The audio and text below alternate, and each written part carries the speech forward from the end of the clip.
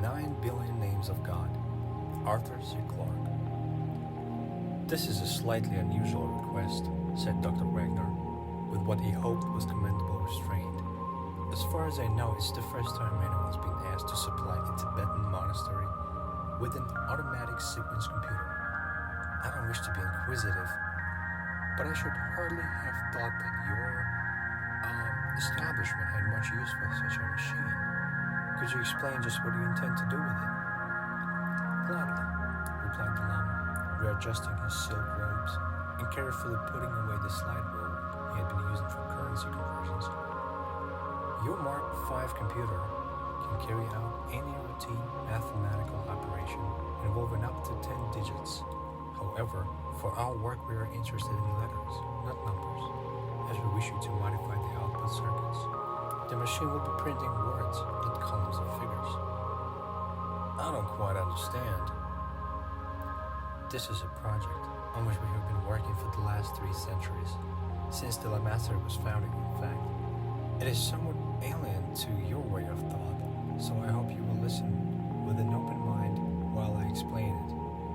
Naturally, it is really quite simple. We have been compiling a list which shall contain all the possible names of God. I beg your pardon. We have reason to believe, continued the Lama imperturbably, that all such names can be written with not more than 9 letters in an alphabet we have devised. And you have been doing this for 3 centuries? Yes. We expected it would take us about 15,000 years to complete the task. Oh, Dr. Wagner looked a little dazed. Now I see why you wanted to hire one of our machines, but exactly what is the purpose of this project? The Lama hesitated for a fraction of a second, and Wagner wondered if he had offended him. If so, there was no trace of annoyance in the reply. Call it ritual, if you like, but it's a fundamental part of our belief. All the many names of the Supreme Being, God, Jehovah, Allah, and so on, they are only man-made labels. There's a philosophical problem of some difficulty here, which I do not propose to discuss, but somewhere among all the possible combinations of letters that can occur are what one may call the real names of God, by systematic permutation of letters. We have been trying to list them all. I see. You've been starting at 7 A's and working up to 7 Z's. Exactly. That we use a special alphabet of our own.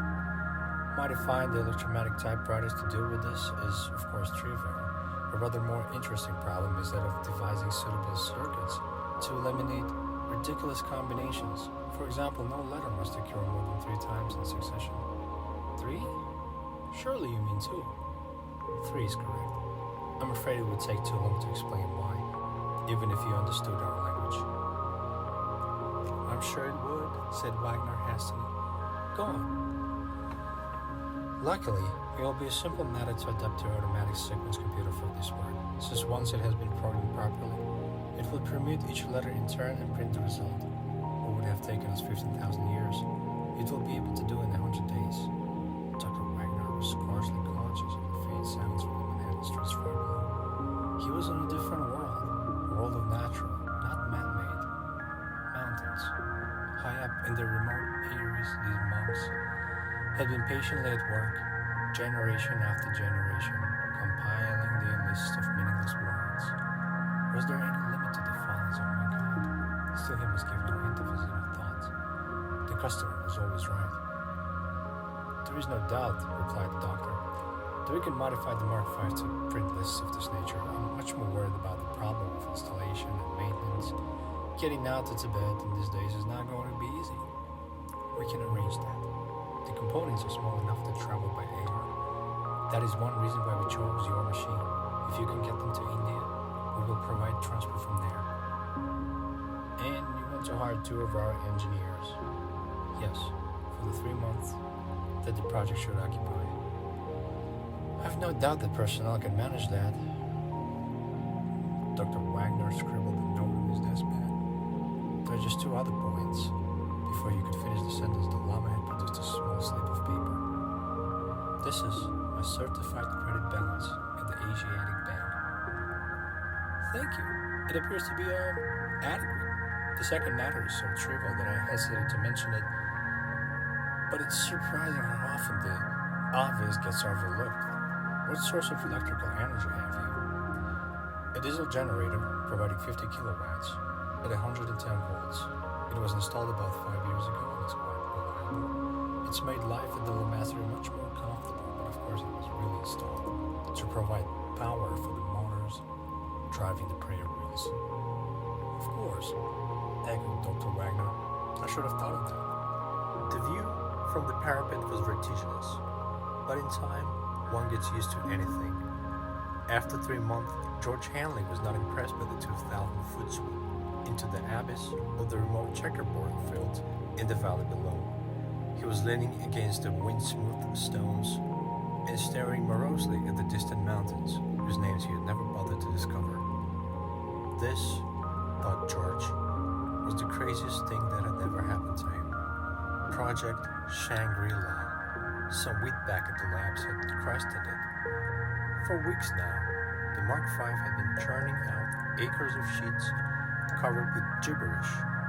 Patiently, inexorably, the computer had been rearranging letters in all their possible combinations, exhausting each class before going on to the next. As the sheets had emerged from the electromagnetic typewriters, the monks had carefully cut them up and pasted them into enormous books. In another week, heaven be praised, they would have finished. Just what obscure calculations had convinced the monks that they needn't bother to go on towards 10, 20, or 100 letters, George didn't know. One of his recurring nightmares was that there would be some change of plan, and that the High Lama, whom they'd naturally call Saint Jave, though he didn't look a bit like him, would suddenly announce that the project would be extended to approximately AD 2060. They were quite capable of it. George heard the heavy wooden door slam in the wind as Chuck came out onto the parapet beside him. As usual, Chuck was smoking one of the cigars that made him so popular with the monks, who, it seemed, were quite willing to embrace all the minor and most of the major pleasures of life. There was one thing in their favor. They might be crazy, but they weren't blue noses. Those frequent trips they took down to the village, for instance. Listen, George, said Chuck urgently. I've learned something that means trouble. What's wrong? Isn't the machine behaving? That was the worst contingency George could imagine. It might delay his return, and nothing could be more horrible. The way he felt now, even the sight of a TV commercial would seem like a manna from heaven. At least it would be some link with home. No, it's nothing like that. Chuck settled himself on the parapet, which was unusual because normally he was scared of the drop. I've just found what all this is about. What do you mean? I thought we knew. Sure, we know what the monks are trying to do, but we didn't know why. It's the craziest thing. Tell me something new, growled George. But old Sam's just come clean with me. You know the way he drops in every afternoon to watch the sheets roll out? Well, this time he seemed rather excited, or at least as near as he'll ever get to it. When I told him that we were on the last cycle, he asked me that cute English accent of his if I'd ever wondered what they were trying to do. I said, sure, and he told me. Go on, I'll buy it. Well, they believe that when they have listed all his names, and they reckon that there are about 9 billion of them, God's purpose will be achieved. The human race will have finished what it was created to do, and there won't be any point in carrying on. Indeed, the very idea is something like blasphemy. Then what do they expect us to do? Commit suicide? There's no need for that. When the list is completed, God steps in and simply winds things up. Bingo. Oh, I get it. When we finish our job, it will be the end of the world. Chuck gave a nervous little laugh. That's just what I said to Sam. And do you know what happened? He looked at me in a very queer way, like I'd been stupid in class, and said, it's nothing as trivial as that. George thought this over a moment. That's what I call taking the wide view, he said presently. But what do you suppose we should do about it? I don't see that it makes the slightest difference to us. After all, we already knew that they were crazy. Yes, but don't you see what may happen when the list is completed and the last drop doesn't blow? Or whatever it is they expect. We may get the blame. It's our machine they've been using. I don't like the situation one little bit. I see, said George slowly. You've got a point here. But this sort of thing's happened before, you know. When I was a kid down in Louisiana, we had a crackpot preacher who once said the world was going to end next Sunday. Hundreds of people believed him, even sold their homes. Yet when nothing happened, they didn't turn nasty as you'd expect. They just decided that he'd made a mistake in his calculations and went right on believing. I guess that some of them still do. Well, this isn't Louisiana, in case you hadn't noticed. There are just two of us and hundreds of these monks. I like them, and I'll be sorry for old Sam when his life work backfires on him, but all the same, I wish I was somewhere else. I've been wishing that for weeks, but there's nothing we can do until the contract's finished and the transport arrives to fly us out. Of course, said Chuck thoughtfully, we could always try a bit of sabotage. Like hell we could. That would make things worse. Not the way I meant. Look at it like this. The machine will finish its run 4 days from now, on the present 20 hours a day basis. The transport calls every week. Okay, then all we need to do is to find something that needs replacing during one of the overhaul periods. Something that will hold up the work for a couple of days. We'll fix it, of course, but not so quickly. If we time matters properly, we can be down in the air for when the last name pops out of the register, and they won't be able to catch us then. I don't like it, said George. It will be the first time I ever walked out on a job. Besides, it would make them suspicious. No, I'll sit tight and take what comes.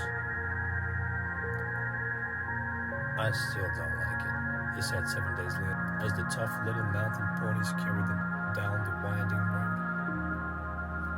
And don't you think I'm running away because I'm afraid? I'm just sorry for those poor old guys up there, and I don't want to be around when they find what suckers they've been. Wonder how Sam will take it.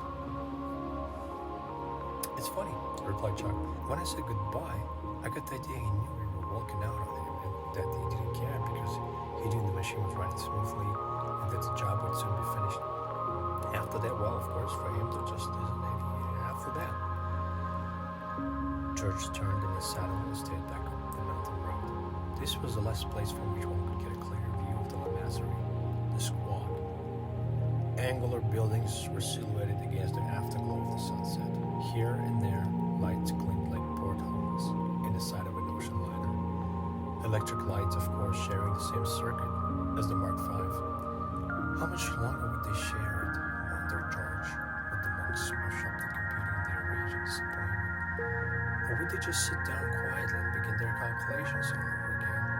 He knew exactly what was happening up on the mountain at this very moment. The High Lama and his assistants would be sitting in their silk robes, inspecting the sheets as the junior monks carried them away from the typewriters and pasted them into great volumes. No one would be saying anything.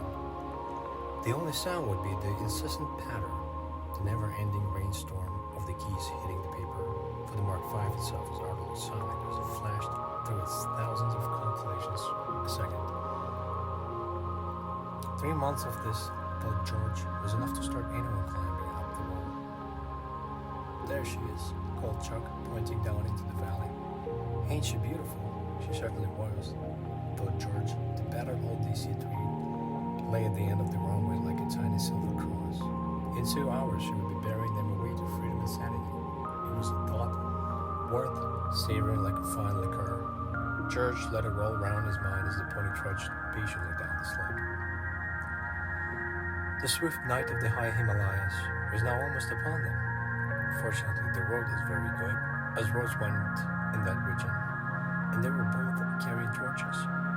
There was not the slightest danger, only a certain discomfort from the bitter cold. The sky overhead was perfectly clear, and ablaze with the familiar, friendly stars.